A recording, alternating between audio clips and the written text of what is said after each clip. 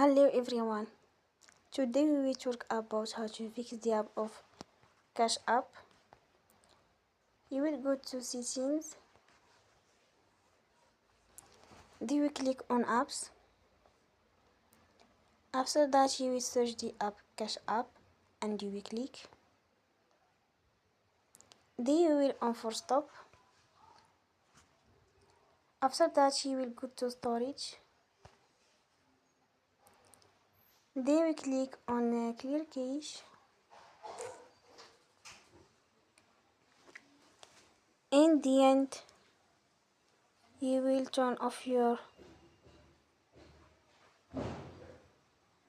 phone and you will recharge your phone again. Don't forget to support us by like and subscribe. See you next time and thank you for watching.